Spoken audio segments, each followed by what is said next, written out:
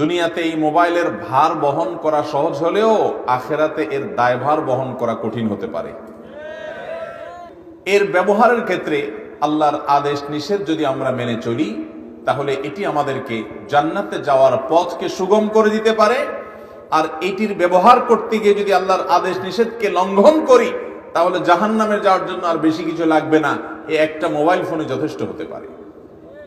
একজন মুসলমান mobile phone ব্যবহার করবেন, কিনবেন, কেন? তার উদ্দেশ্য কি হবে? এটার কেনার সময় উদ্দেশ্যের উপরে ভিত্তি করে তিন ধরনের বিধান চলে আসলো। কখনো এটি কিনা জায়েজ, যখন আপনি বৈধ কাজ করার জন্য ব্যবসা বাণিজ্য, চাকরি বাকরি, পারিবারিক আলাপ সালাপ এগুলো করবেন, যোগাযোগ করবেন, ডাটা আদান প্রদান করবেন, আপনার নিছক জায়েজ এবং বৈধ উদ্দেশ্য আছে, তাহলে এটা কিনা আপনার জন্য জায়েজ, সওয়াবও নাই, গুনাহও নাই।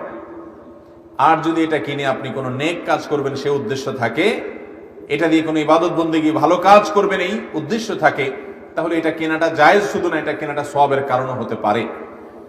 আর এটা কিনে আপনি হারাম কাজ করবেন, এটা দিয়ে হারাম ফিল্ম দেখবেন, মিউজিক সহ গান শুনবেন, বিভিন্ন নায়িকা গায়িকাদেরকে দেখবেন এবং বিভিন্ন অপকর্ম করা যায় সেগুলো করবেন, এইরকম উদ্দেশ্য যদি থাকে, অথবা যেটা বললাম উদ্দেশ্য হয়তো সেগুলো নাই, কিন্তু আপনার উদ্দেশ্য হলো আপনি ভাবসাব জাহির করবেন, সবাই থেকে নিজেকে আলাদা করবেন, তাহলে সেক্ষেত্রে এই মোবাইল ফোন কেনাটাই আপনার এই অসৎ উদ্দেশ্যের কারণে আপনার জন্য গুনাহের কারণ হবে। আল্লাহ আমাদেরকে বেঁচে থাকার তৌফিক দান করুন। যদি কেউ কোনো হারাম জিনিস ফেসবুক ইত্যাদিতে রেখে যায়, এটাকে বলা হয় গুনাহে জারিয়া। আমরা সারা জীবন শুনছি সদকায়ে জারিয়ার কথা, না? সদকায়ে জারিয়ার কথা শুনছি আমরা, অনেকে গুনাহে জারিয়ার কথা জানি না। সদকায়ে জারিয়া যেরকম আছে, গুনার ক্ষেত্রে গুনাহে জারিয়াও আছে।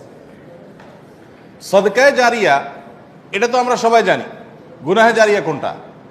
গুনাহে জারিয়া হলো যেই গুনাহ, যে পাপ, এটা একবার করে ধুয়ে দিচ্ছেন, কিন্তু এটার অপকারিতা, এটার চর্চা অনবরত চলতে থাকে। এই জন্যই তো আমরা কি পোস্ট করছি না করছি, এরপর আমাদেরকে দায়িত্বশীল হতে হবে, সচেতন হতে হবে, সতর্ক হতে হবে, কারণ এগুলোর জন্য আল্লাহর কাছে জবাবদিহি করা লাগবে।